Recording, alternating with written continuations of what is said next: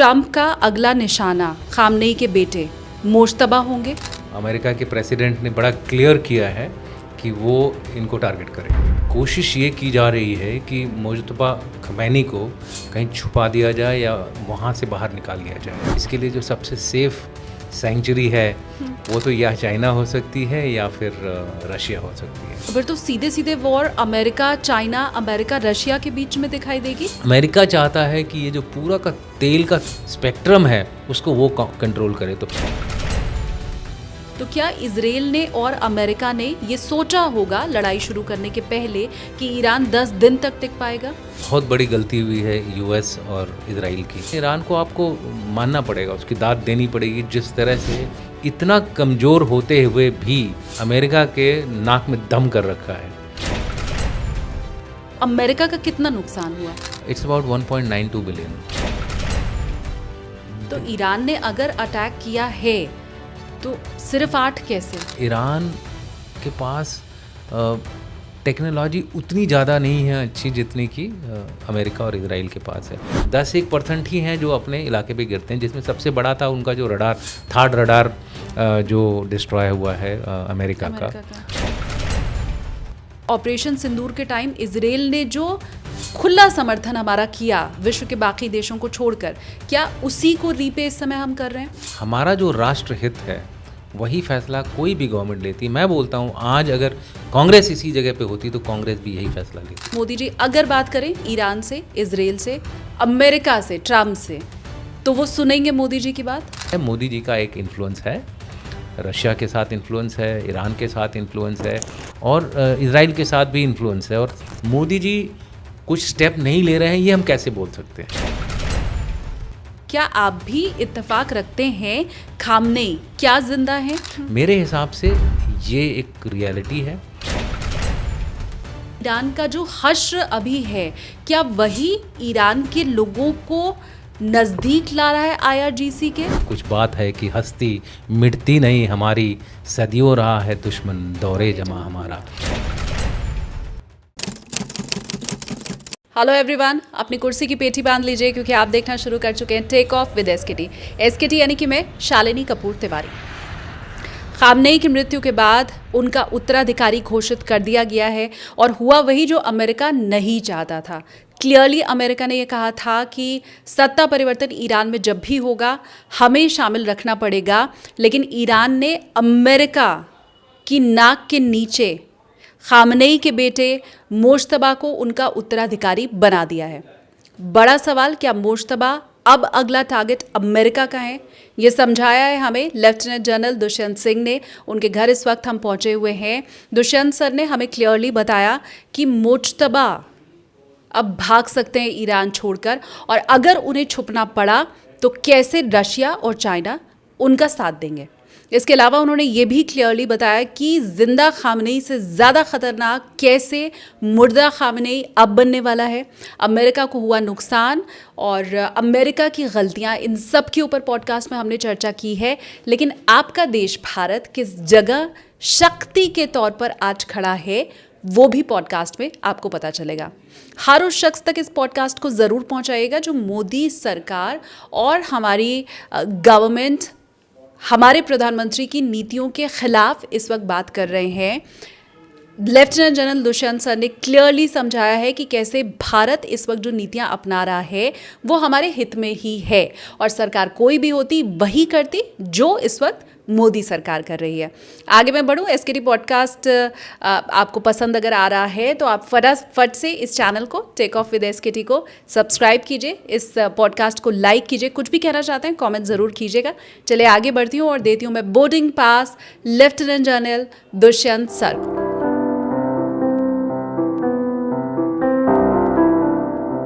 बहुत स्वागत है सर आपका। थैंक यू आपको मुझे अपने चैनल पे बुलाने के लिए। Thank you so much sir. पहला सवाल तो मैं यही जानना चाहती हूँ कि अब तो शुरू से हम रिजीम चेंज सुन रहे थे, लेकिन अब खामनेई के बाद डिक्लेयर कर दिया गया है कि उनके बेटे ही फ़िलहाल सत्ता संभालने वाले हैं। ट्रंप ने शुरू से ही कहा था कि पहला जब सत्ता परिवर्तन होगा तो हम ये चाहते हैं कि हमारी रजामंदी शामिल हो, तो पहला तो वो शामिल नहीं हुआ।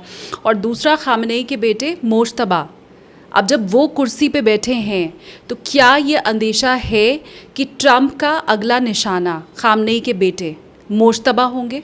बिल्कुल, इसमें कोई शक और दोहरी राय नहीं है। अमेरिका के प्रेसिडेंट ने बड़ा क्लियर किया है कि वो इनको टारगेट करेंगे।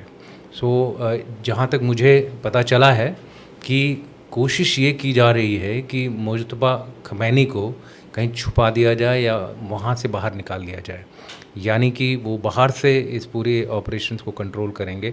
और मुझे लगता है इसके लिए जो सबसे सेफ़ सेंचुरी है वो तो या चाइना हो सकती है या फिर रशिया हो सकती है, क्योंकि एक लंबे व्यू से अगर आप इस पूरी लड़ाई को देखेंगे तो अल्टीमेटली ईरान का नुकसान होगा इस पूरी लड़ाई में, क्योंकि ईरान के पास वो क्षमता नहीं है। अब देखिए, अमेरिका जो है नंबर 1 पावर है, इज़राइल भी ऊपर फर्स्ट 10 में आता है, और जो ईरान है वो 16वें नंबर पर है, पाकिस्तान से भी पीछे है, और उसके जितने भी इक्विपमेंट हैं वो काफ़ी पुराने हैं, एक्सेप्ट मिज़ाइल्स को छोड़ के और ड्रोन्स को छोड़ के। मिज़ाइल्स और ड्रोन्स में उसकी महारत है, जिसकी वजह से वो अभी तक टिका हुआ है। तकरीबन मेरे हिसाब से 75% उसका नुकसान हो चुका है।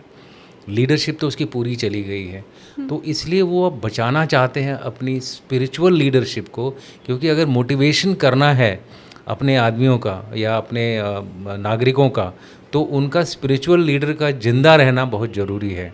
और इसलिए मुझे लगता है ये एक शायद आप लोगों को नई बात लगे, लेकिन ये मेरा अनुमान है और अंदेशा है कि इस तरह का कुछ होगा, कुछ दिनों में ही होगा। देखते हैं किस तरफ हवा मुड़ती है, किस देश में वो जाते हैं। मेरा अनुमान है रशिया नज़दीक है सबसे, हो सकता है रशिया में जाए। लेकिन अगर खामनेई के बेटे मुश्तबा रशिया जाते हैं या चाइना जाते हैं तो फिर तो सीधे सीधे war America China, America Russia के बीच में दिखाई देगी। नहीं, ऐसा कुछ नहीं है। देखिए, सीरिया में जब लड़ाई हुई थी तो बशीर अल असद कहाँ गए? वो रशिया गए, लड़ाई ख़त्म हुई, और उसके बाद जो उनका फेवरेट जो क्या बोलते हैं बंदा था HKS का, वो उसने कमान संभाली। ऐसा कुछ हो सकता है कि अगर ऐसा लगने लगे ईरान की जो लीडरशिप है, IRGC है, कि अब ख़तरा काफ़ी बढ़ गया है और वो लोग सस्टेन नहीं कर पाएंगे, ये उस समय डिसीजन ली जाएगी कि इनको कहाँ और कैसे निकालना है। आई थिंक खमेनी जो आयतुल्ला खमेनी जो तो पहले वाले थे, वो थोड़ा सा अपने आप को उन्होंने एक मिसाल के तौर पे मोटिवेशन के लिए अपने आप को ईरान में ही रखा। नहीं तो ये बात चल रही थी कि उनको भी वहाँ से बाहर निकाला जाए। तो उन्होंने बोला था मैं तभी जाऊँगा अगर 90 मिलियन जो ईरानियंस हैं वो यहाँ से निकल जाए, उनको सेव कर देंगे तो मैं जाऊँगा। तो एक तरह से उन्हें एक प्रिंसिपल स्टैंड लिया, और उस प्रिंसिपल स्टैंड की वजह से उनको नुकसान हुआ, क्योंकि वो नंबर 1 टारगेट थे, बाकी सब तो सेकेंडरी टारगेट थे। और क्योंकि ये मीटिंग में हुआ तो कई सारे लोग एक साथ चले गए ऊपर, तो उसकी वजह से बहुत ज़्यादा नुकसान हुआ है ईरान को। लेकिन ईरान को आपको मानना पड़ेगा, उसकी दाद देनी पड़ेगी, जिस तरह से इतना कमज़ोर होते हुए भी और बिना किसी एक्सटर्नल सपोर्ट के, यूक्रेन को तो सारी दुनिया सपोर्ट कर रही थी, लेकिन इसको कोई नहीं सपोर्ट कर रहा है, फिर भी उन्होंने अमेरिका के नाक में दम कर रखा है। उनके radar site, third radar site को डिस्ट्रॉय करना कोई मामूली बात नहीं होती है। तो जहाँ तक ये ड्रोन्स का सवाल है, उसमें ईरान बाय फार बहुत तेज़ी से प्रोडक्शन भी करता है, और मुझे लगता है कहीं ना कहीं अंडरहैंड सपोर्ट उसको शायद मिलना शुरू हो जाएगा रशिया और चाइना से। अभी नहीं मिल रहा है, अभी उतना डायरेक्टली नहीं मिल रहा है। अभी कोशिश ये की जा रही है कि किसी तरह से लड़ाई को रोक दिया जाए। वो चाइना ने भी आज स्टेटमेंट दी है, और रशिया भी चाहता है कि ये युद्ध जो है इसी स्टेज पे रुक जाए, ताकि जो रिजीम है वहाँ पे वो अभी भी प्रो चाइना और प्रो रशिया हो। देखिए, इसमें एक बहुत बड़ी मैं कहूँगा अजीब सी बात है इस लड़ाई में कि सबसे ज़्यादा नुकसान चाइना का हो रहा है और सबसे ज़्यादा फ़ायदा रशिया का हो रहा है। तो दोनों को इंटरेस्ट है कि इस लड़ाई को इसी ही हालत में रोका जाए। अगर कोई दूसरी रिजीम आ गई तो चाइना को बहुत नुकसान चलता रहेगा, लेकिन रशिया फिर भी निकल के बाहर आ जाएगा, क्योंकि रशिया बहुत पैसे बना रहा है इस समय। सारी दुनिया जो है अब रशिया से तेल खरीद रही है, और जो कि पहले नहीं था। और ईरान के लिए, चाइना के लिए ईरान का तेल बहुत ज़रूरी है, और अमेरिका को भी ईरान का तेल की बहुत ज़रूरत है। उसका कारण ये है कि जो वेनेजुएला वगैरह का जो तेल आता है वो बहुत हैवी स्लज होता है। उसको रिफ़ाइन करने के लिए आपको काफ़ी मेहनत करनी पड़ती है, टेक्नोलॉजी उसकी अलग है। लेकिन ईरान का जो तेल है दुनिया का सबसे नंबर 1 तेल है।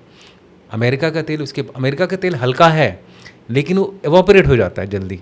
सो ईरान का जो तेल एकदम बैलेंस है, बिल्कुल राइट स्टेट है, उसकी वॉलेटिलिटी बिल्कुल सही है, जिसकी वजह से आप बाई प्रोडक्ट्स भी ज़्यादा बना सकते हो, यानी कि क्रूड से ही सारा कुछ बनता है, रिफाइनरीज में इसीलिए जाता है। और भारत जो है इस समय रिफाइनरीज के मामले में बहुत ही आगे है।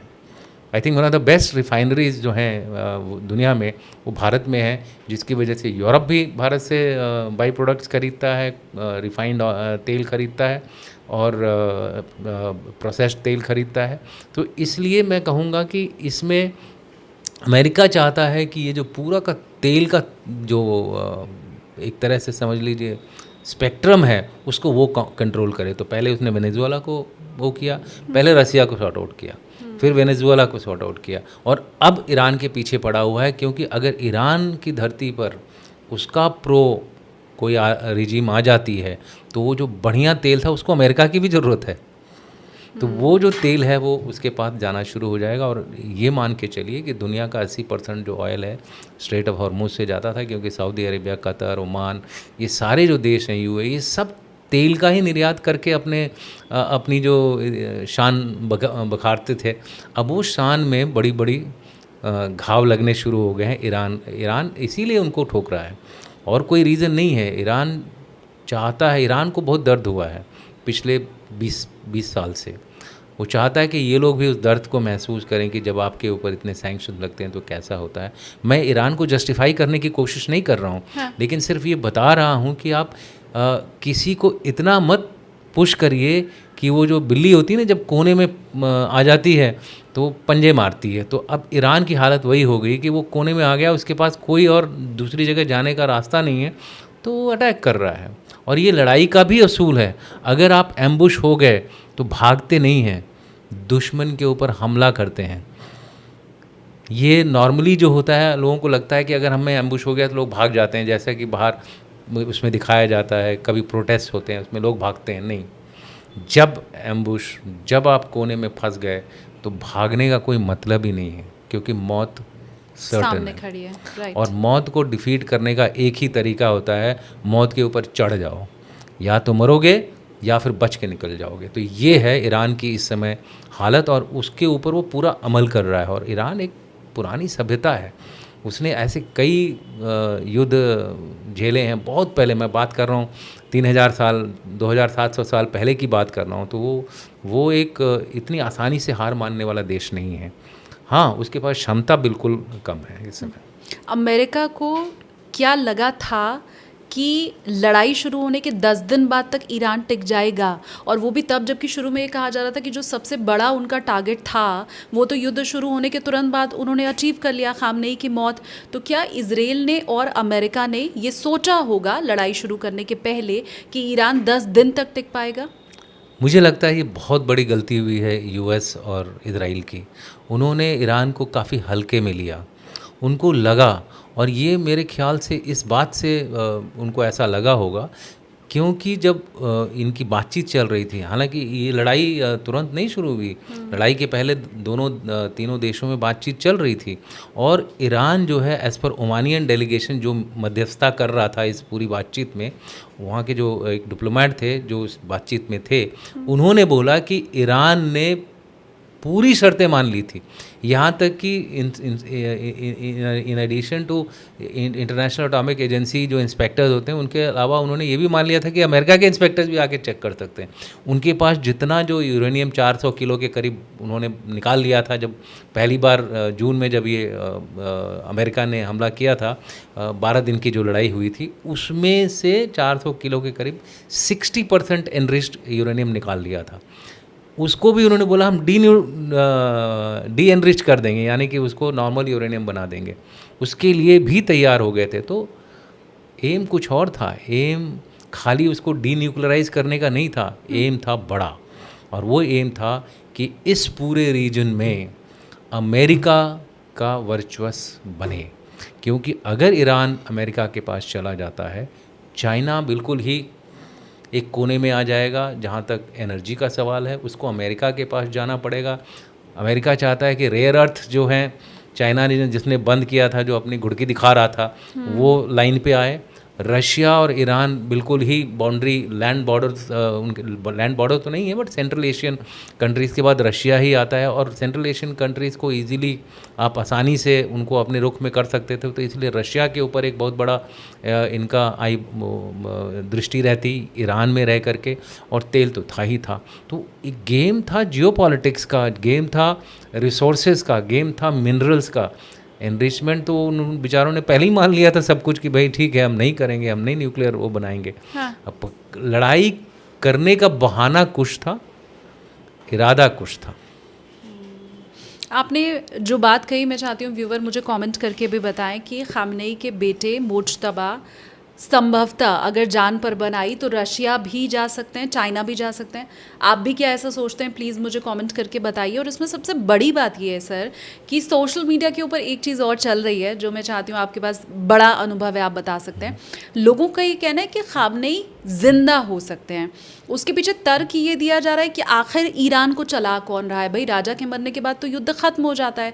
तो पहला तर्क ये है। दूसरा तर्क ये है कि 28 तारीख से लेके आज 10 दिन बीत गया, ना तो शोक सभा आयोजित की गई, बीच में एक बार बात आई भी कि शोक सभा होगी, लेकिन वो भी किन्हीं कारणों से टाल दी गई। तो ये जो सोशल मीडिया पे बातें चल रही हैं, क्या आप भी इत्तेफाक रखते हैं खामनेई क्या जिंदा है? आपने बहुत ही एक विचित्र बात कही है, और इसके ऊपर कई लोग जो हैं कमेंट भी कर रहे हैं कि शायद खमेनी जिंदा हैं। मैं कई एक फोरम्स पे गया हूं, और वहां पे अच्छे लिखे बुद्धिजीवी जो हैं, स्ट्रैटेजिस्ट जो हैं, वो भी इस बात को मान रहे हैं शायद कि खमेनी जिंदा है। लेकिन मेरा खुद का जो मानना है कि खमेनी की डेथ हो गई है। देखिए, मैं एक चीज़ बताऊं आपको, मोसाद जो था वो इतना डीपली घुस गया था ईरान के अंदर कि उसको हर चीज़ की खबर थी मिनट टू मिनट, और उसका एक कारण था कि उनका जो एजेंट थे वो मोसाद के अंदर ही थे। तो वो उनको एक्चुअली रियल टाइम पे बता रहे थे कि क्या हुआ, और ये भी कहा जाता है कि शायद वो एजेंट बॉम्बिंग में ही मारा गया, यानी कि वो उस मीटिंग में भी था। तो ये एक बहुत बड़ी जो जिसके ऊपर काफ़ी कुछ लोगों ने विश्वास भी किया है। मेरे हिसाब से ये एक रियलिटी है। जहाँ तक खमेनी के ज़िंदा होने का सवाल है, मैं इसलिए इस बात को नहीं मानता हूँ, और उसका कारण है कि खमेनी ने जब ये डिसीजन लिया था कि वो छोड़ के नहीं जाएंगे, पहले 90 मिलियन ईरानियंस को बाहर निकालिए, पहले 90 मिलियन ईरानियन को बंकर दीजिए, तब मैं बंकर में जाऊंगा, इस तरह की कहानियाँ बाहर निकल के आई हैं। उसका कारण ये हो सकता है कि उनकी डेथ हो गई, ठीक है, लेकिन क्यों उनकी डेथ हुई और क्या सबूत हैं, पुख्ता सबूत हैं उसके ऊपर, उन्होंने पहले से ही सक्सेशन हायरार्की बना के रखी हुई थी। पूरे उनकी जो ऑर्गेनाइजेशन है, IRGC हो गई, बसीज हो गया, कुड्स हो गया, ऐसे कई सारे उनके जो खास रॉयल सुप्रीम काउंसिल हो गई उनकी, जो इलेक्ट करती है अगले आयतुल्ला को, उन्होंने पहले से लिख के रखा था कि भाई ये होगा तो ये मरेंगे तो ये बनेंगे, ये मरेंगे तो ये बनेंगे। ये तो कोई इतने एडवांस में इस तरह की चीज़ें लिख के नहीं जाता है, वो तभी जाता है जब उसको यकीन है कि शायद वो ना रहे दुनिया में। अगर उसके हिसाब से ये काम चल रहा है, बिल्कुल आप देखिए बिल्कुल ऑर्डरली तरीके से चल रहा है। फिजिक्सियाँ जानते हैं कि वो आयतुल्ला खुमानी की जगह नहीं ले सकते, क्योंकि वो वो नहीं है, आयतुल्ला नहीं है, यानी कि स्पिरिचुअल लीडर नहीं है। हाँ। लेकिन उनको पता था कि नाम कौन से हैं 6, तो वो 6 नाम पब्लिक में आए, उनका पूरा डिटेल में लोगों ने एनालिसिस भी किया। हालांकि लोग ये भी बोल रहे हैं कि आयतुल्ला खुमानी नहीं चाहते थे कि उनका लड़का बेटा बने, उनका बेटा इस पद को संभाले। मुझे ये लगता है कि इनका बेटा भी काफ़ी उन्हीं की तरह है, काफ़ी जिद्दी और काफ़ी एंटी वेस्ट उसका एटीट्यूड है।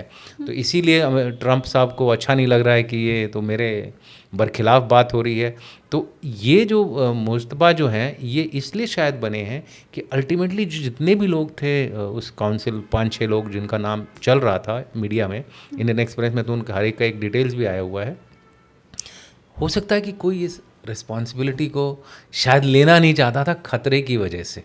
सो उस समय एक स्पिरिचुअल लीडर, एक अपने फादर को जिंदा रखने के लिए, उनकी जो क्या बोलते हैं लिनियज को आगे बढ़ाने के लिए शायद उन्होंने ये किया। इसका काउंटर ये किया जा रहा है कि भाई डायनेस्टिक पॉलिसी शुरू हो गई है, डायनेस्टिक पॉलिटिक्स शुरू हो गई है ईरान में। तो कुछ लोग इसके अगेंस्ट भी हैं, कुछ लोग इसके फेवर में हैं, बट ओवरऑल मैं मानता हूं कि ईरान में पहले से तैयारी कर रखी थी और ये नया कुछ नहीं था। आप देखिए सुलेमानी की डेथ हुई, अगला बन गया। कुड्स के जो लीडर जो सीरिया में मारे गए थे, नेक्स्ट बन गया। तो इनका एक हायरार्किकल वो चल रहा है, एक स्ट्रक्चर है। इस समय पेजिक्सियाँ जो हैं वो एक तरह से उन्होंने बांध के रखा हुआ है अपने जो कमांड को। जिस दिन IRGC कमज़ोर पड़ेगी उस दिन ईरान का अंत, यानी ईरान का तो अंत नहीं होगा, ईरान की इस रिजीम का अंत होना शुरू हो जाएगा।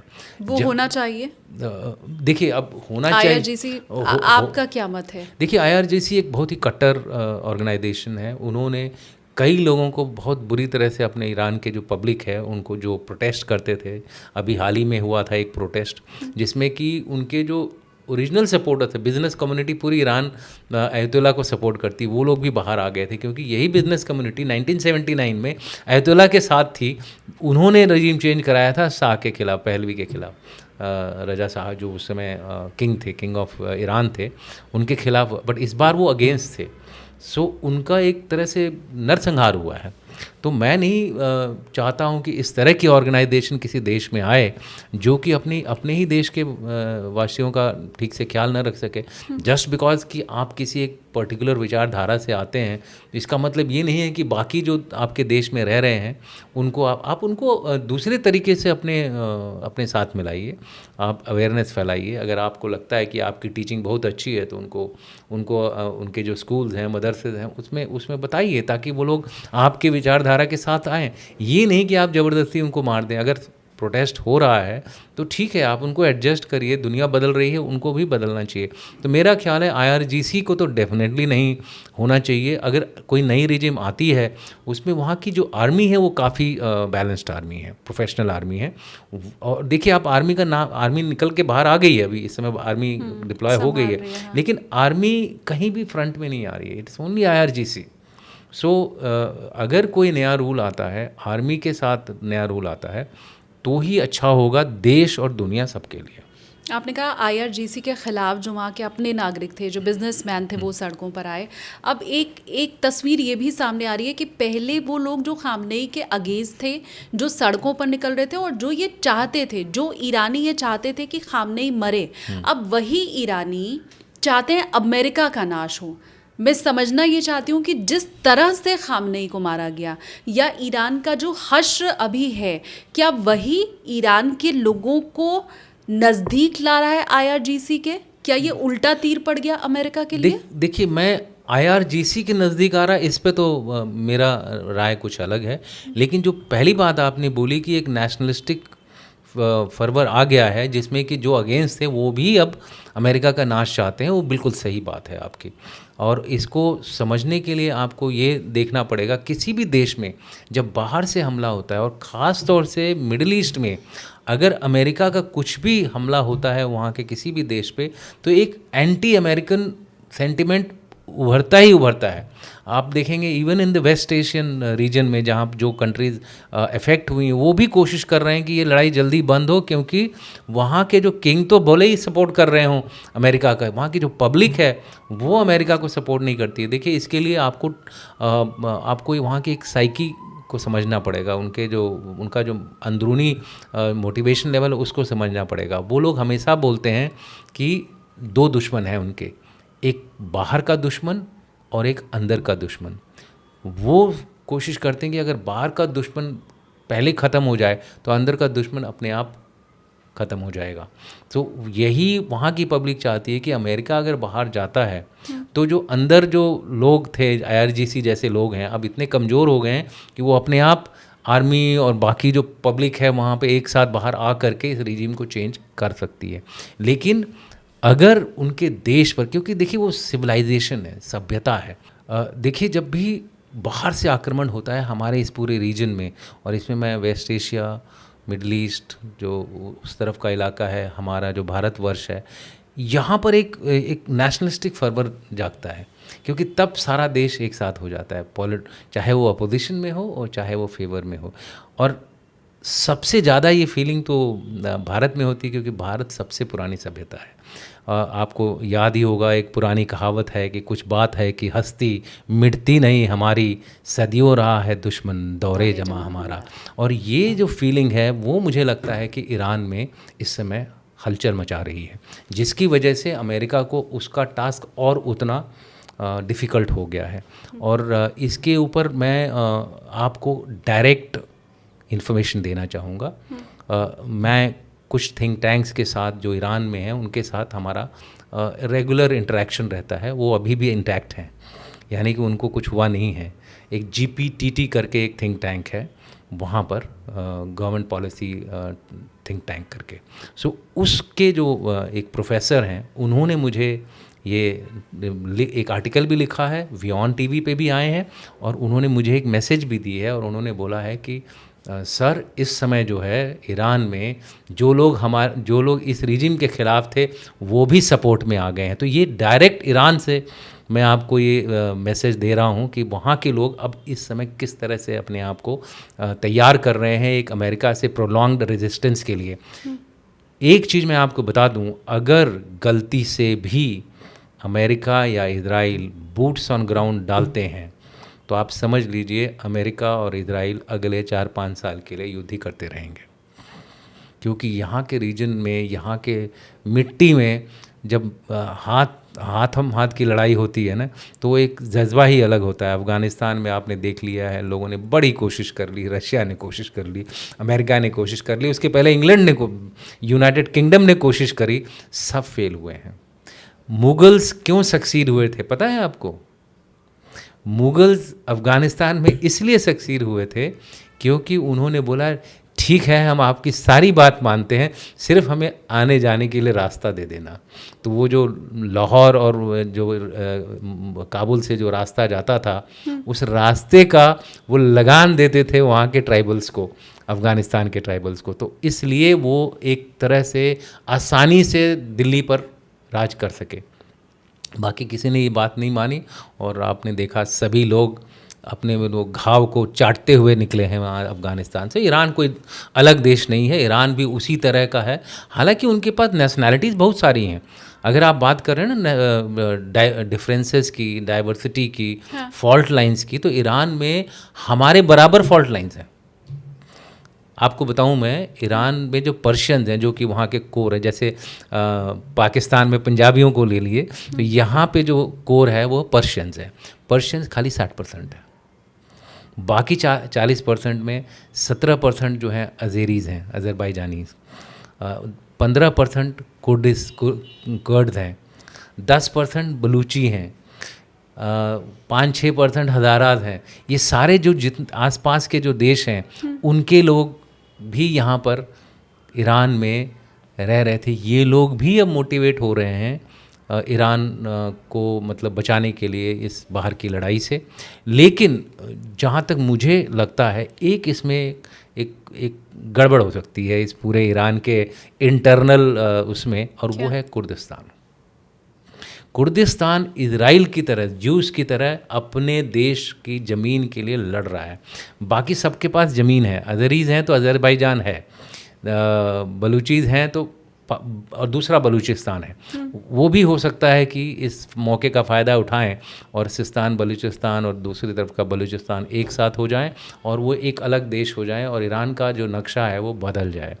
कुर्दिस्तान, बट ये अभी हो सकता है, चांसेस अभी कम हैं, लेकिन अगर IRGC और कमज़ोर हुआ तो कुर्दिस्तान डेफिनेटली निकलेगा। उसका कारण क्या है? इराक में जो इनका पहले, इराक से ही इनका वो शुरू हुआ था रेजिस्टेंस, वहाँ पर इन्होंने ऑटोनोमस स्टेट का एक दर्जा हासिल कर लिया है, जो कि अमेरिका की मदद से मिला था। जब अमेरिका इराक में पहली बार जब लड़ाई लड़ी थी तब कर्ड्स ने उनको सपोर्ट किया था, तो उस सपोर्ट के तहत, और फिर बाद में सीरिया में जब लड़ाई हुई उसमें भी यूएस को सपोर्ट किया था कर्ड्स ने सीरिया के रिजिम को निकालने के लिए। तो गिव एंड टेक होगा, और उस गिव एंड टेक में मुझे जहाँ तक, हालांकि जब सीरिया से गए तो उनको लगा कि हम कुर्दिस्तान अब हमको मिल गया, लेकिन अमेरिका चुपचाप कट लिया। अब जो है अगर सपोर्ट कर रहे हैं तो इस बार वो डिमांड करेगा, तो मुझे लगता है कि वो शायद कर भी दें, क्योंकि तो वो जो कुर्दिस्तान वाली ज़मीन है फिर तो उसका इस्तेमाल अमेरिका कर सकता बिल्कुल। है, और वहाँ पर क्या वो अपने सैनिक उतार सकता है अमेरिका? अगर सपोर्ट है वहाँ के लोगों का तो सैनिक उतारेगा। इस लाइक जैसे कि हम बांग्लादेश में जब हम लोग गए थे, मुक्ति बाहिनी हमारे सपोर्ट में थी, तो जब लोकल आपके सपोर्ट में होंगे तभी मैंने कहा कि हालांकि एक नेशनलिस्टिक फर्वर आया हुआ है, एक राष्ट्रीयता जागी है ईरान में, लेकिन कुछ ऐसे रीजन है जैसे कि कुर्दिस्तान और बलूचिस्तान, ये दोनों अगर कटेंगे तो सबसे पहले ये दोनों कटेंगे, और इसका इनके पास बहुत ठोस रीजन है। बलूचिस्तान कभी भी नहीं चाहता था कि वो अमेरिका में रहे, पाकिस्तान में रहे, और इसलिए मुझे लगता है, और पाकिस्तान में इसमें बलूचिस्तान में इसमें कौन है? अमेरिका है, उसने डील करी है पाकिस्तान से। तो अमेरिका किसी का साथी नहीं है, अमेरिका सिर्फ अपना साथी है। तो अगर उसको बलूचिस्तान में फुट होल्ड मिल गया, मान लीजिए एक इंडिपेंडेंट नेशन बन जाता है बलूचिस्तान, अमेरिका उसको बैक कर देता है, इधर कुर्दिस्तान जो है वेस्ट में है, इस तरफ पाकिस्तान, तो उसका जो फुट होल्ड है वो बिल्कुल अफ़गानिस्तान को चारों तरफ से घेर सकता है, रशिया के ऊपर वॉच हो सकती है, और चाइना की ज़मीन खिसक जाएगी। तो अब इस तरह का जो जियो पॉलिटिक्स चल रहा है, इसके चांसेस भी बहुत ब्राइट हैं। बस दो चीज़ें इनके रास्ते में आ रही हैं। पहली है IRGC का खात्मा, और दूसरी जो है रशिया और चाइना अगर इनको सपोर्ट करते रहे तब वो जो 60% पर्शियंस है ना, वो नहीं छोड़ेंगे फिर। बट ये वाला सिनेरियो तो बहुत, मुझे लग रहा है डरावना, मुझे ज़्यादा लग रहा है बजाय जो अभी चल रहा है, क्योंकि अगर आप कह रहे हैं कि उसमें चाइना की भी ज़मीन फिर जाने की बात है, तो फिर चाइना तो फिर चुप नहीं बैठेगा। बिल्कुल, चाइना तो मुझे लगता है तहस नहस कर देगा। नहीं, देखिए एक डिफरेंस मैं आपको बताता हूँ चाइना में और बाकी जो अमेरिका में वो इच्छा शक्ति है अपनी ताकत का इस्तेमाल करने की। चाइना ने 1979 के बाद कभी भी अपनी पावर का इस्तेमाल नहीं किया, खाली डिस्प्ले करता है, खाली शो बनाता है, और शो बनाने के बाद तो वही होता है जो PL-15 का हुआ, जो भारत में गिरा। टेस्टिंग नहीं कर पाता अपने हथियारों की। अगर टेस्टिंग करनी है तो आपको लड़ाई के मैदान में जाना पड़ेगा। अमेरिका क्या करता है कि हर लड़ाई का इस्तेमाल करता है अपने हथियारों को टेस्ट करने के लिए, और अपनी इंडस्ट्री को हुक्म देता है। आपको पता होना चाहिए 3 जो सबसे बड़े डिसरप्टिव टेक्नोलॉजी के जो लीडर्स हैं अमेरिका में, उन तीनों को उसने, जिसमें पेंसिल भी शामिल है, उनको उसने लेफ्टिनेंट कर्नल बना दिया है उनके CEOs को, और बोला है कि आप लोग अमेरिकन डिफेंस के लिए काम करेंगे और जितना पावरफुल बना सकते हैं अमेरिका को बनाएंगे। आपकी जो कंपनियां हैं तीनों के तीनों जो हैं वो इस काम को करेंगे। इस तरह का वो एक्शन करते हैं। बाकी देश में इस तरह का एक्शन नहीं होता। हालांकि वो डेमोक्रेटिक हैं, चाइना अथॉरिटेरियन है, चाइना कर रहा है, but China copy cat route से जा रहा है। अब आपको एक एग्जाम्पल से समझाता हूँ। चाइना ने ड्रोन्स बनाए, सस्ते ड्रोन्स हैं, अच्छे ड्रोन्स हैं। किसकी कॉपी करी? अमेरिकन्स की कॉपी करके चिप्स वगैरह, और उसको रिवर्स इंजीनियरिंग करके उन्होंने ड्रोन बनाया। आजकल वो दुनिया के नंबर 1 ड्रोन मैन्युफैक्चरर्स हैं चाइना ने वही ड्रोन्स ईरान को दिया, और ईरान एक पुरानी सभ्यता है, साइंस एंड टेक्नोलॉजी में ईरान सबसे आगे था। या पर्शियन जो लिटरेचर है, पर्शियन जो मैथमेटिक्स और साइंस की जो नॉलेज है वो काफ़ी पुरानी है। उन्होंने इस ड्रोन को इम्प्रूव किया और शाहेद बनाया। अब शाहेद ड्रोन जो थी उस समय रशिया को ज़रूरत थी, तो उन्होंने अपने शाहेद ड्रोन रशिया को दिए। अब रशिया ने क्या किया, उनको लगा कि यार इनके ड्रोन थोड़ा जल्दी गिर जा रहे हैं, यूक्रेनियंस मार रहे हैं, तो रशिया ने उन ड्रोन्स को और इम्प्रूव किया। जिरल नाम है उन्होंने जो खुद का बना, और डबल कैपेसिटी में प्रोड्यूस कर रहे हैं इससे मेरा ईरान से ज़्यादा तेज़ स्पीड में वो लोग अभी इस पर्टिकुलर ड्रोन को बना रहे हैं।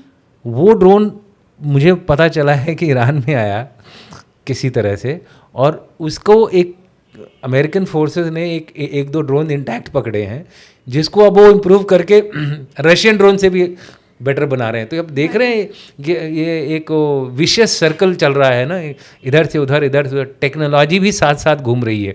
तो इस समय जो स्थिति मैं देख रहा हूँ वो ये है कि जो अपनी इच्छा शक्ति दिखा सकता है पावर का इस्तेमाल करने के लिए, वो ही कुछ कर सकता है अमेरिका के खिलाफ। ईरान में वो इच्छा शक्ति थी, उसने किया।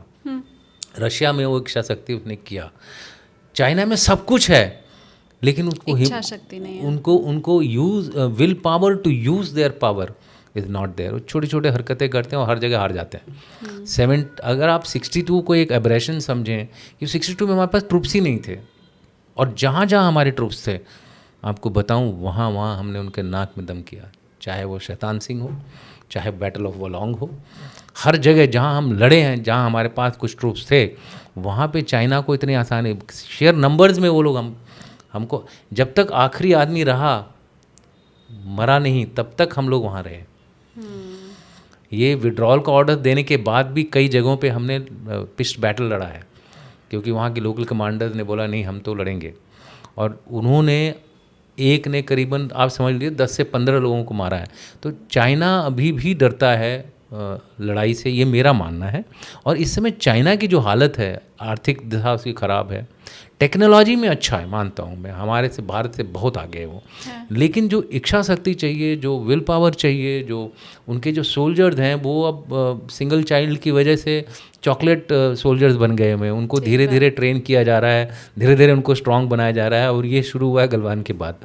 तो अभी उनमें वो इतनी और ऊपर से देखिए उन्होंने तो अपने इनके लीडरशिप को तो अमेरिकन ने मारा है, उन्होंने तो अपनी लीडरशिप को खुद ही मार दिया। 4000 तकरीबन पर्जेस हुए हैं, और जिसमें से 90 के करीब जो है सीनियर ऑफिसर्स को उन्होंने या तो मार दिया है या कैद कर दिया है। कुछ पता भी नहीं है कि आप उनके साथ किया क्या है। इनफैक्ट जो उनके सबसे लॉयल थे जुंगसिया, उनको जेन सुंगसिया, उनको भी उन्होंने गायब कर दिया, कुछ पता नहीं कि कहाँ है कैसे हैं। तो मुझे नहीं लगता कि चाइना कुछ ज़्यादा कर पाएगा, और अमेरिका वो खाली ताइवान देख रहा है कि भाई ताइवान में कुछ हो या ना हो। हाँ। और भारत के साथ उसने थोड़ा सा अपना जो है रुख थोड़ा नरम कर दिया है, नरम हाँ। किया है, लेकिन कब तक नरम करेगा वो भी हमको सोचना पड़ेगा इसके बारे में। मैं अमेरिका को कितना नुकसान हुआ है वो भी आपसे समझना चाहती हूँ, क्योंकि कहा तो यही जा रहा है कि ये 10 दिन में नाकों चने चबा दिए हैं ईरान ने अमेरिका को, और अब स्थिति उनकी ऐसी है कि वो उल्टे पांव भागें कहाँ से और कैसे नाक भी बच जाए और पल्ला भी छूट जाए, इसके ऊपर अब विचार कर रहे हैं। तो अमेरिका का कितना नुकसान हुआ? देखिए अमेरिका का जो नुकसान है इस समय जो असेसमेंट है in terms of money, it's about 1.92 billion रफली, that is the expenditure. In fact कुछ लोग तो बोल रहे हैं ये पर डे एक्सपेंडिचर हो रहा है। और एक और बात बताऊं, अमेरिका ने 2001 से जब से उनके ऊपर 9/11 का अटैक हुआ है आज तक तकरीबन 10.8 ट्रिलियन खर्चा हो चुका है उनका लड़ाई के ऊपर। इसीलिए मैंने कहा दम चाहिए लड़ाई लड़ने के लिए, और वो कर रहे हैं। लेकिन इस समय उनकी हालत यूक्रेन लड़ाई की वजह से, जिसमें उन्होंने काफ़ी सामान दिया है यूक्रेन को, उसकी वजह से उनके जो खुद के जो भंडार हैं म्यूनिशंस हो गए वो थोड़ा कम हो गए हैं। तो इसलिए कुछ एस्टिमेट था अबाउट 4000 ऑड मिसाइल वगैरह का, उसमें भी काफ़ी कमी आई है, क्योंकि इन्होंने ज़्यादा भी इस्तेमाल किया नहीं है। उनको आई थिंक पहले दूसरे दिन ही एयर सुपीरियॉरिटी मिल गई थी, इसलिए वो खुलेआम अपना एयरक्राफ्ट चला रहे हैं। अगर अदरवाइज़ एयरक्राफ्ट देखिए, रशिया यूक्रेन की लड़ाई में एयरक्राफ्ट तुरंत बंद, हाँ। गिने चुने कुछ हो रहे हैं, यहाँ पर वैसा हाल नहीं है। तो अमेरिका की खर्चे तो हो रहे हैं, बढ़ रहे हैं, उनके सारे मिलिट्री बेसिस पे अटैक हुआ है, लोग मरे हैं। लोग कहते तो हैं कि 8 लोग मर गए हैं, और उनके बॉडी बैग्स भी गए हैं। उनको प्रेसिडेंट ट्रंप ने सैल्यूट किया जब उनकी बॉडी, पर 8 ही हुए होंगे। अगर आप ईरान की स्टेटमेंट को लें तो 200 बोल रहे हैं। नहीं, पर ईरान की स्टेटमेंट मुझे जो लगता है, मेरी जानकारी बहुत कम है सर, पर मुझे ऐसा लगता है कि अगर अमेरिकन एयरबेस हैं तो वो खाली तो नहीं रहे होंगे ना, अंदर लोग तो होंगे ही। खाली एयरबेस को फिर चला कौन रहा था? तो ईरान ने अगर अटैक किया है तो सिर्फ 8 कैसे? देखिए ऐसा होता है कि ईरान के पास टेक्नोलॉजी उतनी ज़्यादा नहीं है अच्छी जितनी कि अमेरिका और इजराइल के पास है।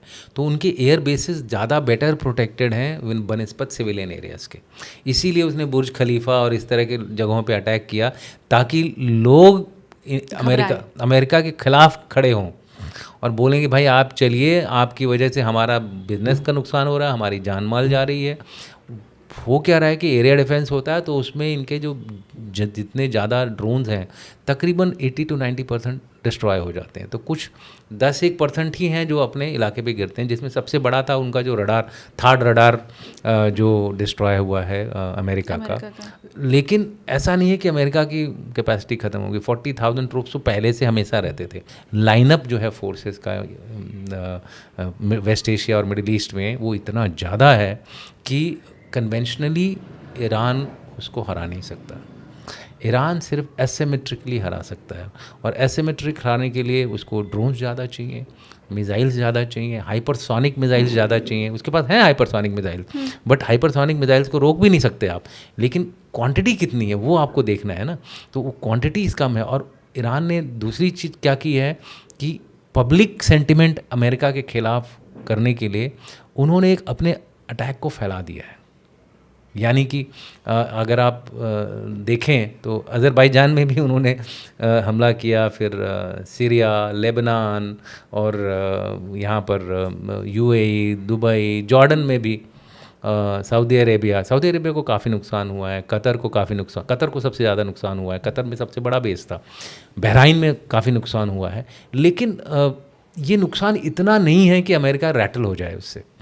अमेरिका ये झेल सकता है इसको बेसिकली बाय शेयर कैपेसिटी। हम तो ऐसा सुन रहे हैं सर कि वो ईरान अभी तो पटाखे जैसे अपने जो अंदर से वो निकाल रहा है ताकि जब इंटरसेप्ट किया जा रहा है तो उसको ये भी मालूम चल जा रहा है कि ओके फाइन, ये कहाँ इनका रडार है। और ईरान के, मतलब मैं ऐसे एक रफ लेमैन वाली लैंग्वेज में बोल रही हूँ कि ईरान के 10-20 रुपये पटाखे वाले बॉम्ब को फोड़ने के लिए अमेरिका जो खर्च कर रहा है वो 1000-2000 वाले। नहीं, वो आपकी बात बिल्कुल सही है कि अगर ड्रोन्स की कीमत देखें ईरान की $10,000 $20,000 के, और उसके लिए आयरन बीम और आयरन डोम का जो इस्तेमाल हो रहा है, ये एरो मिसाइल, बहुत सारी चीज़ें जो इस्तेमाल हो रही हैं अमेरिका द्वारा, उनकी कीमत बहुत ज़्यादा है। लेकिन ऐसा भी नहीं है कि वो बिल्कुल ही फ्री रूट मिल रहा है ईरान को। नहीं, अब कल का ही अटैक जो हुआ था 197 ड्रोन में से तकरीबन उन्होंने 190 ड्रोन डिस्ट्रॉय कर दिए। तो अब गिरेंगे, बाकी 10 तो गिरेंगे ना कहीं कहीं, उससे थोड़ा नुकसान होता है। They are trying to overcome technology by quantity. एक बोलते हैं ना, स्वामिंग कर रहे हैं वो लोग, एक साथ इतने ड्रोन भेज रहे हैं कि कुछ न कुछ तो जाके टारगेट पे गिरेगा ही गिरेगा। तो उससे क्वांटिटी, मतलब क्वांटम ऑफ नुकसान जो बोलते हैं ना, कि नुकसान की जो विस्तार है वो उतनी ज़्यादा नहीं होती है, बट है नुकसान हो रहा है। अमेरिका को प्रॉब्लम ये हो रही है कि लड़ाई बंद नहीं हो रही है। अमेरिका की सबसे बड़ी प्रॉब्लम हो रही है कि क्योंकि वो भी जो उनकी जो इंडस्ट्री की जो कैपेसिटीज़ हैं वो कम है, लिमिटेड है, ठीक है, क्योंकि वो खुद ही इतना खाली हो चुके हैं कि अब देखिए हमारे इंजन नहीं सप्लाई कर पा रहे हैं, उनको भी प्रॉब्लम हो रही है। उनके पास 13,000 एयरक्राफ्ट हैं, अगर 13,000 एयरक्राफ्ट में 3 गिर गए वहाँ पे तो उनका भी इंजन उनको बनाना है। सो पहले वो अपना बनाएंगे कि दूसरों को देंगे। तो इस समय अमेरिका की जो इंडस्ट्री बेस है वो अच्छी है, बड़ी स्ट्रॉन्ग है। 6 इंडस्ट्री बिग मैन्युफैक्चरर्स हैं वर्ल्ड में, और किसी के पास नहीं थी। लेकिन रशिया उनसे ज़्यादा फास्ट है आर्टी एम्यूनिशन वगैरह में बनाने में, क्योंकि वो लोग ऑथोरिटेरियन हैं, आदमियों को फोर्स करेंगे कि नहीं आप 24 घंटा काम करिए, 18 घंटा काम करिए। अमेरिका में ये सब नहीं हो सकता। अमेरिका में वो डेमोक्रेसी है तो इसलिए वही 8 घंटा वाला सिस्टम शुरू है। सो कैपेसिटी में अंतर है। तो अमेरिका को चिंता ये हो रही कि हर जगह हम भाग के निकले हैं, कहीं यहाँ से भी हमको उसी तरह का कार्य न करना पड़े। इसीलिए अमेरिका जो है डरा हुआ है। उसने प्लान ही नहीं किया था कि एंड गेम क्या होगा। लड़ाई को शुरू करना बहुत आसान है, ख़त्म करना बहुत मुश्किल है। इसीलिए मैं भारत को शाबाशी देता हूँ, भारत के लीडर्स को शाबाशी देता हूँ, हमारे मिलिट्री कमांडर्स को शाबाशी देता हूँ। जब उन्होंने सिंदूर किया था, उन्होंने पहले से गेम प्लान बनाया हुआ था कि हम कब कैसे लड़ाई को रोकेंगे। अगर वो सरेंडर करता है, हम लड़ाई रोक देंगे। अमेरिका पाकिस्तान ने बोला माफ़ करिए, सीज़ फायर, हमने कहा ठीक है, क्योंकि हम नहीं चाहते हैं कि इस समय हमारा जो एफर्ट है वो एक छोटे मोटे देश के ऊपर खर्च हो। हमारा एफर्ट है, हमारा टारगेट है चाइना, और चाइना को टक्कर देने के लिए हमको करीबन 15 साल का नॉन स्टॉप ग्रोथ करना है। अमृत काल के पीरियड में आर्थिक ग्रोथ जब होगा तभी हमारा मिलिट्री ग्रोथ होगी। अगर मिलिट्री ग्रोथ अगर अभी खर्च कर दोगे तो टेक्नोलॉजी तो डेवलपमेंट की बात दूर रही, आप फिर दोबारा सड़क पे आ जाओगे, दूसरों से खरीदने की बात करोगे। तो अभी जो स्ट्रैटेजी चल रही है कि जो इमीडिएटली रिक्वायरमेंट्स हैं उसको बाहर से खरीद लें, लॉन्ग टर्म रिक्वायरमेंट्स को डेवलप करें। तो ये जो स्ट्रैटेजी है बाई एंड डेवलप वाली, ये इस समय लागू है भारत में। ये जो कार्रवाई है भारत के लिए एक बहुत अच्छा मैं कहूँगा कि स्टेप था ऑप सिंदूर में, और उसके बाद भी नैरेटिव वॉर कर रखा है हमने कि ऑप सिंदूर बंद नहीं हुआ है, पॉज बटन लगी हुई है इसके ऊपर। तो अंदरूनी कार्रवाई हमारी चल रही है। क्योंकि इस तरह आपने ऑप सिंदूर का जिक्र किया, ऑप सिंदूर के समय हमने ये देखा था कि पूरे विश्व में इजराइल ही ऐसा था जो भारत का साथ दे रहा था। अब जब इजराइल ने ईरान के ऊपर अटैक किया है तो क्या हम वही जो उस समय हमें उनका सहयोग मिला, अब उसी को क्या रीपे करते हुए दिखाई दे रहे हैं? क्योंकि बहुत से लोग क्रिटिसाइज़ कर रहे हैं कि मोदी जी कुछ कह नहीं रहे। जब खामनेई की मृत्यु हुई तो उस समय भी मोदी जी के ट्विटर हैंडल से डायरेक्ट कोई कोट नहीं है, हाँ, कुछ लिखा नहीं गया। ट्वीट तो नहीं क्या गया। तो क्या हमें जो इजराइल की मित्रता लंबे समय से रही है और ऑपरेशन सिंदूर के टाइम इजराइल ने जो खुला समर्थन हमारा किया विश्व के बाकी देशों को छोड़कर, क्या उसी को रीपे इस समय हम कर रहे हैं? देखिए, आपने जो क्वेश्चन पूछा है ये इस समय सोशल मीडिया, पॉलिटिकल पार्टीज़ काफ़ी कुछ इस सवाल को उठा रही हैं, और मुझे लगता है कि एक डेमोक्रेटिक देश में इस तरह की आवाज़ें उठती हैं। डेमोक्रेसी का मतलब ये नहीं है कि राष्ट्रहित को बलि चढ़ाया जाए। हमारा जो राष्ट्रहित है वही फैसला कोई भी गवर्नमेंट लेती है। मैं बोलता हूँ आज अगर कांग्रेस इसी जगह पे होती तो कांग्रेस भी यही फैसला लेती। हमने ये नहीं बोला है कि हमने ये बोला है कि ये लड़ाई का युग नहीं है, पीस और शांति का युग है, और ये स्टेटमेंट दी है उन्होंने, शुरू में ही दी है। ये ज़रूर है कि थोड़ा कंडमनेशन में लेट हुआ, ठीक है, उसके कुछ कारण हो सकते हैं, लेकिन ऐसा नहीं था कि हमने ये नहीं बोला कि भाई ये युद्ध गलत है। हमने ये बोला है कि युद्ध नहीं, शांति से इस मसले को हल किया जा सकता है। पहली बात तो मैं ये आपको बता देना चाहूँ। दूसरी बात जो है कि इज़राइल का पेबैक टाइम तो नहीं है। देखिए, आप लोगों को एक चीज़ मैं समझाना चाहता हूँ और आपके जो ऑडियंस है उनको भी समझाना चाहता हूँ। इज़राइल और इंडिया का जो रिश्ता है 10 साल पुराना नहीं है। जब इज़राइल बना और जब भारत आज़ाद हुआ तब से है। हम उनको एक दोनों को अलग अलग देखते हैं। इज़राइल को हम अलग देखते हैं, पैलेस्टीन को हम अलग देखते हैं। हमने पैलेस्टीन के साथ भी वही रिश्ता रखा है, हमने इज़राइल के साथ भी वही रिश्ता रखा है। फ़र्क क्या आया है? फ़र्क ये आया है कि पहले हम क्या करते थे, जब भी इनके साथ वार्ता वगैरह होती थी या विजिट होता था तो हम दोनों जगह जाते थे, इज़राइल भी जाते थे, पैलेस्टीन भी जाते थे। अब हम क्या कर रहे हैं कि जब पैलेस्टीन का मामला है हम पैलेस्टीन में जाएंगे, जब हमें इज़राइल का मामला है हम इज़राइल में जाएंगे।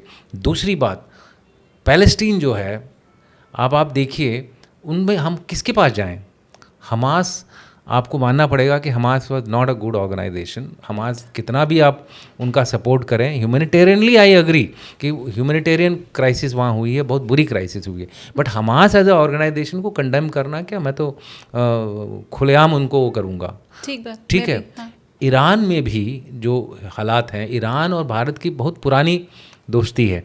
जब आपके दो देश जो कि आप दोनों के साथ अच्छी दोस्ती निभा रहे हैं तो उस समय क्या करना चाहिए? आपको किसी का हाथ पकड़ना चाहिए या आपको बोलना चाहिए कि ठीक है कि मैं ना तुमको सपोर्ट कर सकता हूँ ना इनको सपोर्ट कर सकता हूँ? तब आप क्या करते हैं? बोलते भाई मैं तो न्यूट्रल हूँ, आप लोग जल्दी जल्दी से अपना मसला सुलझा लो, यही बोलेंगे आप? तो भारत वही कर रहा है। भारत बोल रहा है भाई देखिए, ईरान भी हमारा अच्छा दोस्त है, इजराइल भी हमारा अच्छा दोस्त है। अब ईरान के अंदर कुछ एक्टर्स अगर ठीक नहीं है तो उसके लिए वो हम कुछ नहीं कर सकते। जियो पॉलिटिक्स में सब अपना राष्ट्रहित देखते हैं। मेरा राष्ट्रहित है कि मैं तेल ईरान से खरीदूंगा तो मुझे बहुत अच्छा फ़ायदा होगा। लेकिन अगर सैंक्शन हो गया तो हमने अगले दिन ईरान से तेल खरीदना बंद कर दिया। कोई नई बात थोड़ा की हमने, और ये पॉलिसी कांग्रेस के टाइम पे भी थी। सो ये कहना कि जस्ट किसी बात को ऐसे उठा लेना वो गलत बात होगी। इसमें कुछ इशारा यही लगता है मुझे कि दोनों देशों के साथ हमारे एक अच्छे रिश्ते थे, और इसलिए हम इसमें किसी एक का साइड नहीं लेना चाहते हैं। हम चाहते हैं कि जो स्ट्रांग है वो जीत जाए, जो कमज़ोर है वो हारेगा। वो जाहिर सी बात है। अगर आप इंडिया और पाकिस्तान का मैच देख रहे हैं, आप साइड ले सकते हैं, लेकिन अगर आप पाकिस्तान और लेट से न्यूजीलैंड का साथ ले रहे हैं तो आपके ऊपर है, पाकिस्तान का साइड लें, न्यूजीलैंड का साइड लें। हाँ। और अगर लड़ाई न्यूजीलैंड और ऑस्ट्रेलिया की है, जो दोनों हैं हमारे अच्छे दोस्त हैं, अगर मान लीजिए उनकी हाइपोथेटिकली लड़ाई हो जाती है तो आप किसका साथ देंगे? किसी का भी नहीं, न्यूट्रल रहेंगे। एब्सोल्युटली। सो इसको आप थोड़ा सा न्यूआंस तरीके से समझिए। और जहाँ तक ह्यूमैनिटेरियन बातचीत, ह्यूमैनिटेरियन सवाल है, उस पर भारत हमेशा अडिग रहा है। ईरान की जो, इसके ऊपर हमारे फॉरेन मिनिस्टर ने भी स्टेटमेंट दी है, और ईरान की जो शिप्स इस समय कोचीन में हैं दोनों के जो जितने भी क्रू हैं वो भारत में हैं इस समय। हम चाहते तो मना कर सकते, तो ये गलत धारणा है कि हम किसी का साइड ले रहे हैं। हम सिर्फ ये बता रहे हैं कि जो हमारे को मदद करेगा हम उसकी मदद करेंगे। अगर इजराइल आपको इंटरसेप्टर्स देगा तो आप उनकी मदद करेंगे। अगर ईरान हमको तेल देगा और हम ले सकते हैं तेल, हम ईरान की मदद करेंगे। लेकिन अच्छा हमारे लिए स्टेप वही है कि शांति हो, शांति से इस पूरे मसले का हल निकाला जाए। वो भारत के लिए नंबर 1 ऑप्शन है, और उसी के लिए भारत काम कर रहा है। आप इस सवाल को इसी तरह से समझिए तो ज़्यादा बेटर रहेगा। इसके ऊपर साइड लेना मुझे नहीं लगता कि ठीक है। हमने डीडी बख्शी सर का कल पॉडकास्ट किया, लेफ्टिनेंट जनरल डीडी बख्शी। उन्होंने ये कहा कि जब भारत और पाकिस्तान के बीच में लड़ाई हुई, ऑप सिंदूर हुआ, तो अचानक से अमेरिका कूद के आ गया और बोला मैंने शांति करवाई। अब जब अमेरिका, ईरान और इजराइल लड़ रहे हैं तो मोदी जी को बात करनी चाहिए और कहना चाहिए मैंने शांति करवाई। और उन्होंने ये भी कहा कि मोदी जी, मुझे ऐसा लगते हैं वो लीडर हैं जिनकी बात सब सुनेंगे। मैं आपका इस पर स्टेक जानना चाहती हूँ, आपको भी लगता है कि मोदी जी अगर बात करें ईरान से, इजराइल से, अमेरिका से, ट्रम्प से, तो वो सुनेंगे मोदी जी की बात? देखिए, मैं ट्रम्प के बारे में तो मैं कुछ नहीं कहूँगा, क्योंकि ट्रम्प के बारे में जो भी कुछ कहता है वो अपना मुंह खुद गंदा करता है। क्योंकि ट्रम्प जो है एक सेल्फ सेंटर्ड लीडर हैं। ट्रम्प चाहते हैं कि वो हर चीज़ में सेंटर में रहें, चाहे वो बोर्ड ऑफ पीस हो, चाहे वो किसी युद्ध को सुलझाने वाली बात हो, सीज़ फायर कराने वाली बात हो। वो चाहते हैं कि मैं सबसे पहले उस बात को दुनिया को बताऊं, क्योंकि मैं एक मोस्ट पावरफुल लीडर हूं वर्ल्ड का। लेकिन उनको ये समझ नहीं आता है कि ये जो पावर उनको मिला है कहाँ से मिला है। पावर अमेरिका की सैन्य शक्ति और आर्थिक शक्ति से मिला है। दुनिया के नंबर 1 इकोनॉमिक पावर है और दुनिया के नंबर 1 मिलिट्री पावर है वो। तो ये शक्ति उनकी नहीं है, ये उनके देश की है। और उनके देश को बनाने में उनके जैसे पता नहीं कितने प्रेसिडेंट लग गए, जब जाके अमेरिका 200 साल से पुराना उनका इतिहास है, तब जाकर के उनकी ये जो स्थिति है वो आई है। तो मुझे लगता है मोदी जी का एक इन्फ्लुएंस है, रशिया के साथ इन्फ्लुएंस है, ईरान के साथ इन्फ्लुएंस है, और इजराइल के साथ भी इन्फ्लुएंस है, और सऊदी अरेबिया वगैरह सभी के साथ मोदी जी की जो रिलेशंस हैं बहुत अच्छी हैं। मोदी जी कुछ स्टेप नहीं ले रहे हैं, ये हम कैसे बोल सकते हैं? देखिए, कोई भी चीज़ जब की जाती है उसके 2 तरीके होते हैं। एक तरीका होता है कि आप खुलेआम बोलो, जैसे प्रेसिडेंट ऑफ अमेरिका करते हैं, हाँ हम कर रहे हैं जी। दूसरा होता है कि जो एक सावधानी से एक किसी न किसी को नाराज़ करते हुए अगर उसका समाधान करता है, वो ज़्यादा बेटर लीडर होता है। और इस समय मुझे लगता है भारत जो है वो उस तरह की कुछ कार्रवाई कर रहा है। इजराइल के साथ भी बातचीत मेरे ख्याल से हो रही है, यूएई के साथ भी हो रही है, सऊदी अरेबिया के साथ भी हो रही है। आप देखिए, यूएई ने अपनी एयर स्पेस खोल दी भारतीय आदमियों को हाथ निकालने के लिए। तो अगर आप बोलते हैं कि उनके कोई मतलब वो कुछ नहीं कर रहे हैं, तो मेरे ख्याल से वो सब कुछ कर रहे हैं। सबसे पहले वो अपने देश को देख रहे हैं, उसके बाद दुनिया को देखेंगे। ये अमेरिका भी यही कर रहा है, भारत भी यही करेगा, इजराइल भी यही कर रहा है, और बाकी सब भी यही करेंगे। अगर इजराइल पे अटैक होता है, एक मान लीजिए चौतरफा अटैक होता है, भारत सपोर्ट करेगा बंद करने के लिए लड़ाई को। अगर मान लीजिए किसी देश पर, जो हमें पता है कि ईरान की जो स्थिति है वो इतनी ज़्यादा नहीं है कि वो इस लड़ाई को लड़ सके। चाणक्य ने बोला था, अगर आप कमज़ोर हो संधि कर लो। हम बोलते हैं ना, हम चाणक्य नीति फॉलो करते हैं, आप पढ़िए अर्थशास्त्र। अगर आप कमज़ोर हो संधि कर लो, जिस दिन ताकत आए उसको पलट के जवाब देना, जवाब नहीं, उसको अपने मंडल में शामिल कर लो। उनकी जो मंडला थ्योरी थी कि मंडल एक देश समझ लीजिए, तो अगले मंडल को, और उनका ये भी थ्योरी थी कि अगर जिस दिन आपने बाकी मंडलों को अपने मंडल में शामिल करना बंद कर दिया, उस दिन से आपका पतन होना शुरू हो जाएगा। यही कहानी हमारी मगध साम्राज्य की थी, यही कहानी बाद में गुप्ता एरा की हुई, और फाइनली जब पतन होना शुरू हुआ, जब हम अंदर अंदर आने लग गए, पहाड़ी आक्रांताओं से हम अपने आप को बचाने वाली स्थिति में आ गए, तब हमारा अंत होना शुरू हो गया। अगर हम ऑफेंसिव रहते तो लोग आपसे डरते, लोग अपनी ज़मीन बचाते। और यही मैं मानता हूँ भारत के लिए सबसे ज़रूरी है कि हमें अपनी जो पॉलिसी है इस मॉडर्न युग में ऐसी रखनी है कि लोगों को डर लगे आपसे कि अगर आपने उनको कुछ किया तो ये अटैक करेंगे, ये डिफेंड नहीं करेंगे। ऑफेंस, ये एक स्ट्रैटेजी में, मॉडर्न स्ट्रैटेजी की बात कर रहा हूँ, लिटिल हार्ड, और बहुत सारे लोगों ने इसके ऊपर बातचीत की है, वो बोलते हैं offence is the best form of defence. तो अगर हम ऑफेंसिव नहीं होंगे तो हम देखिए, अगर मैं किसी जगह पे बैठा हूँ और अपने आप को बचाने की कोशिश कर रहा हूँ, लोग आपको घेरते रहेंगे, चारों तरफ से और सैनिक लगाएंगे, और प्रेशर डालेंगे, इकोनॉमिक प्रेशर डालेंगे, आर्थिक प्रेशर डालेंगे। किलों को कैसे विजय पाया जाता था किलों के ऊपर? ऐसा थोड़ा है कि किले इतने स्ट्रांग होते थे कोई घुस जाए, उनको चारों तरफ से घेर लिया जाता था। अंदर राशन आना बंद, अंदर पानी आना बंद, अंदर कोई भी ऐसी चीज़, हथियार आना बंद, घोड़े आने बंद। धीरे धीरे उनके अंदर का जो पूरा सामान है वो ख़त्म होना शुरू हुआ है, दरवाज़ा खुल गया अपने आप। और कोई जल्दी करता था, किसी के पास अगर डायनामाइट वगैरह होता था, दरवाज़ा तोड़ के तब निकलता था, जब वो अंदर कमज़ोर हो गए हैं पूरे। सो ये जो कहानी है कि offence is the best form of defence, ये भारत ने पिछले 10-1 साल से शुरू करी है, और जिसका असर आपको दिखेगा लंबे, ऐसा नहीं कि ओवरनाइट ही। देखिए, किसी देश को बनाने के लिए बहुत समय लगता है। अब नई एक डेस्टिनी शुरू हुई है भारत की, देखते हैं इसको और कितना समय लगेगा, 10 साल, 20 साल, 100 साल। मैं तो बोलूँगा हमको 200 साल तैयार रहना चाहिए अपनी ताकत को बढ़ाने के लिए। पर आपकी बात से हिम्मत मुझे लगता है बहुत मिलती है, और जो व्यूअर देख रहा होगा उसे भी हमारी खुद की ताकत के ऊपर अगर ज़रा भी संदेह रहा होगा तो वो ज़रूर दूर हुआ होगा। लेकिन एक सवाल मैं ये भी सर समझना चाहती हूँ, हमने वेल अवध सर का पॉडकास्ट किया। Well Awadh sir war journalist रह चुके हैं, वॉर में उन्होंने रिपोर्टिंग की हुई है, और वेस्ट एशिया के बड़े अच्छे जानकार वो हैं। उन्होंने, वो ही नहीं, बहुत से लोग ये कह रहे हैं कि खामनेई एक आदमी नहीं था, वो एक विचारधारा थी। आपसे मैं समझना चाहती हूँ, क्या आप भी ये मान रहे हैं कि जिंदा खामनेई से ज़्यादा मुर्दा खामनेई अब मुश्किल बनने वाला है? बिल्कुल, ये मेरा एक सब्जेक्ट भी रहा है। जब मैं टेररिज्म के ऊपर एक करीबन 2 साल का प्रोग्राम कर रहा था, एकेडमिक प्रोग्राम था, और ये मैं मानता हूँ कि शहीद हमेशा ज़्यादा बड़ा मोटिवेटर होता है बनिस्बत इसके कि जो जिंदा है और किसी मुहिम को आगे चला रहा है।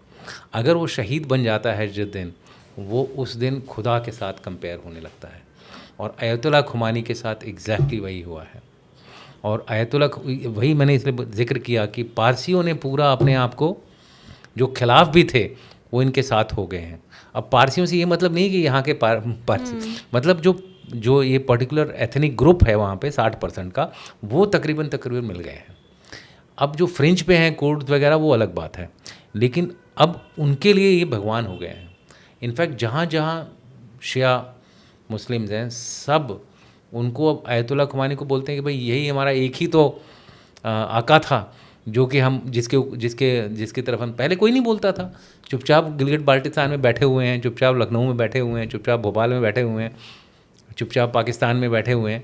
लेकिन जैसे ही उनकी डेथ हुई, लोगों को रियलाइज़ हुआ कि उनका जो सबसे बड़ा जो नेता था दुनिया का, वो चला गया।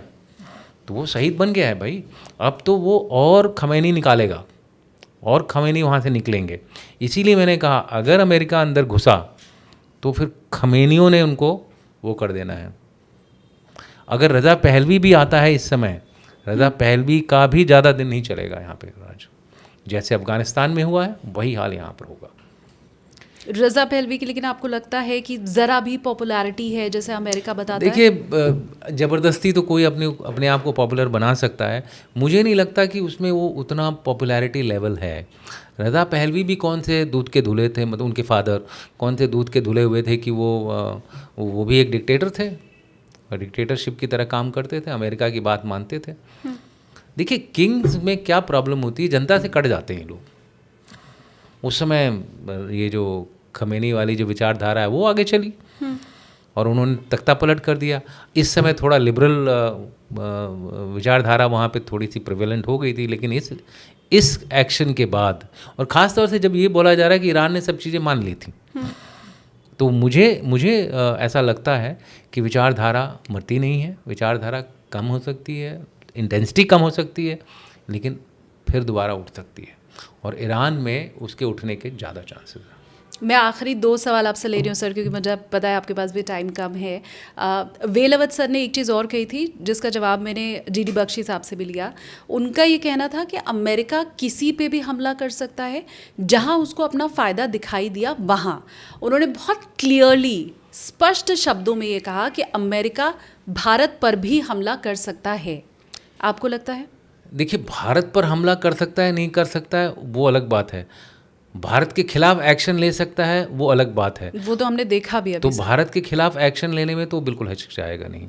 आप अगर अंडर सेक्रेटरी डिप्टी सेक्रेटरी जिन्होंने अभी लंडाओ जिन्होंने स्टेटमेंट दी थी, उन्होंने क्या चाइना हम नहीं बनने देना चाहते हैं इंडिया को, भारत को चाइना नहीं बनने देना चाहते हैं। और वो खाली उन्होंने अभी बोला है, मैं इस तरह की मीटिंग्स कई सारे इन द पास्ट अटेंड कर चुका हूँ और वो खुलेआम बोलते हैं, मीटिंग में आमने सामने भी बोलते हैं, चाइना के साथ हमने गलती करी है, वो गलती हम अब दोबारा नहीं करेंगे। उस समय क्योंकि हम लोग थे तो भारत का नाम नहीं लिया उन्होंने, बट उन्होंने बोला कि कई सारे ग्रुप थे, बट हम दोबारा ये गलती नहीं करेंगे, which means India is also included in that.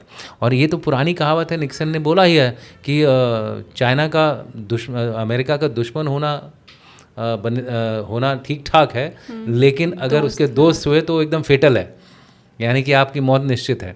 So America के साथ हमको सिर्फ ट्रांजैक्शनल रहना है, इस हाथ ले उस हाथ दे। हमको आगे बढ़ना है डिस्पाइट अमेरिका। अमेरिका आपसे जितना लेना चाहता है, अगर वो हमारे हक में है दीजिए, नहीं है मत दीजिए। और अमेरिका अगर कुछ हमको हमारी शर्तों पे देता है लीजिए, नहीं तो मत दीजिए। मैं किसी इसी तरह के डिस्कशन में था और वो जो उनके थिंक टैंक्स का हमारा चलता रहता है आपस में डिस्कशन, तो वहाँ के जो थिंक टैंक थे अमेरिका के, उन्होंने बोला आप F-35 क्यों नहीं खरीद रहे हैं। हमने बोला हम F-35 तब खरीदेंगे ना जब हमें सूट करेगा। आप ट्रांसफ़र ऑफ टेक्नोलॉजी पे क्यों अड़े हुए हैं। हमने कहा भाई हम लड़ाई के दौरान किसी के वो नहीं बनना चाहते, होस्टेज नहीं बनना चाहते। एक बार हमारा GPS आप लोगों ने रोक दिया था, तो हम इतने भी वो नहीं है, नासमझ नहीं है कि हम अगली बार, तो इसलिए हम वहाँ से लेंगे जहाँ हमको टेक्नोलॉजी ट्रांसफ़र मिल रहा है। भले ही क्या बोलते हैं उस पर कंट्रोल तो हमारा रहेगा ना, मैन्युफैक्चरिंग करने का कंट्रोल हमारा रहेगा। मैं मानता हूँ कि सारी चीज़ें आप नहीं बना सकते, बट सप्लाई चेन जो आपका बनेगा उसमें जो चीज़ें अगर एक जगह से नहीं मिल रही दूसरी जगह से मिल सकती हैं हमको, लेकिन ओवरऑल कंट्रोल उस पर हमारा रहेगा। तो इसलिए वो पूरे 2 घंटे के जो मेरा डिस्कशन हुआ उसी में बार बार वही बोल रहे, जेवलिन क्यों नहीं ले रहे हैं, ये क्यों नहीं ले रहे हैं। तो मेरा भी जवाब बार बार वही आ रहा था। मैंने कहा देखिए अगर आपका कोई हथियार हमारे टेरेन से नहीं सूट करता है तो हम क्यों लें। हमारी जो भारत की जो धरती है वो एक ऐसी धरती है, एकमात्र ऐसी धरती है जिसमें 28,000 फीट से लेकर के तपता हुआ रेगिस्तान है, समंदर से लेकर के जंगल हैं, और हमारे इक्विपमेंट को इन एक्सट्रीम्स में काम करना पड़ता है। तो जब तक वो हमारे लिए सेटिस्फाइड नहीं है हम नहीं लेंगे आपसे। हम कोई खैरात थोड़ा कर रहे हैं कि पैसा ऐसे बांटने जा रहे हैं। ठीक है। तो we are very firm on our commitment, we are very firm on our dealings. अगर दुनिया को लगता है, देशों को लगता है कि हमारी जनता को लगता है कि हम लोग ये सब नहीं कर रहे हैं, तो वो लोग गलत हैं। हम लोग सबसे पहले राष्ट्र सर्वोपरि का उद्देश्य लेके चलते हैं। हमारी देश की जो सेना है वो हमारे देश की जो सेना है अपनी काबिलियत बढ़ाने के ऊपर ध्यान देती है, न कि दूसरों के बेगानी शादी में अब्दुल्ला दीवाना, वो वाला काम हमारा नहीं होता है। और अमेरिका बिल्कुल सही है, आप भरोसा नहीं कर सकते अमेरिका का। आज पल में शोला पल में माशा, वो जो कहावत सुनी है उसी तरह का हाल है उसका। पर बड़ी शानदार आपने बात कही कि बेगानी शादी में अब्दुल्ला दीवाना हम नहीं बनते हैं, और मुझे लगता है कि ये बातों बातों में आपने उन लोगों को जवाब दे ही दिया है जो लगातार सोशल मीडिया पे ट्रोल करने की कोशिश हमारी गवर्नमेंट को और मोदी सरकार को कर रहे हैं। एक आखिरी सवाल बहुत हाइपोथेटिकल है, पर मैं फिर भी पूछना चाहती हूँ, क्योंकि इस वक्त पूरे दुनिया की स्थिति ऐसी है कि कब कहाँ क्या हो जा रहा है वो मालूम ही नहीं चल रहा है। आप रात में सोते हैं, सुबह उठते हैं, एक नई जगह युद्ध हो रहा होता है। कोई देश किसी दूसरे देश को बहुत पहले से चमका रहा होता है, लेकिन अचानक से हमला हो जाएगा ये किसी को मालूम नहीं चलता। अब तो ये भी नहीं पता चल रहा है सर कि कौन सा देश किस देश के साथ है, वो भी नहीं समझ आ रहा। इसीलिए मैं ये हाइपोथेटिकल सवाल पूछ रही हूँ, भगवान न करे कल दिन अगर ऐसी स्थिति आ जाए कि चाइना हमला कर दे इंडिया के ऊपर, अमेरिका की भ्रिकुटी तन जाए भारत के ऊपर, तो क्या भारत इतना केपेबल है कि उसकी स्थिति ईरान वाली नहीं होगी?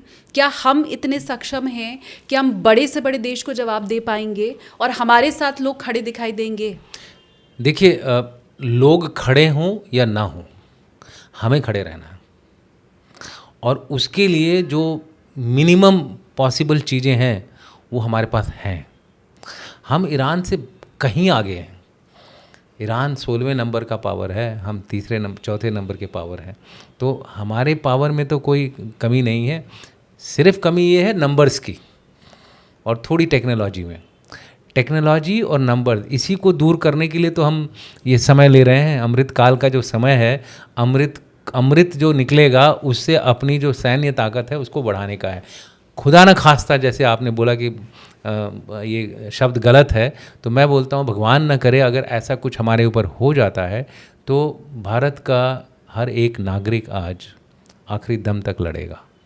भारत के पास कुछ ऐसी शक्तियाँ हैं, कुछ ऐसे हमारे पास हथियार हैं जिसकी वजह से भारत पर हमला करने से पहले लोग 2 बार सोचेंगे। और मैं जिस बात का जिक्र कर रहा हूँ वो आप समझ रही हैं।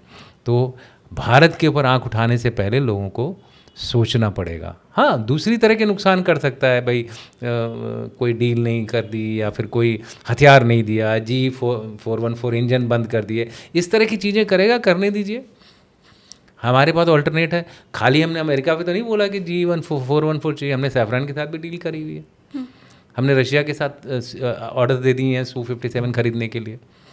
तो हम भाई देखिए अपना फ़ायदा देख रहे हैं बस, और किसी का फ़ायदा नहीं देख रहे हैं। दुनिया जो है इस समय राक्षसी युग चल रहा है, और राक्षसी युग में आपको राम बनने के लिए राम का जो धनुष है ना वो मजबूत करना ज़रूरी है। आखिरी में रामराज उनके धनुष से आया, तो इसलिए मैं बोल रहा हूँ कि इस समय अपने धनुष और बाण को तेज करने की हमें ज़रूरत है, और उसके लिए हमारे पास एडिक्वेट मिनिमम प्रोटेक्शन हैं।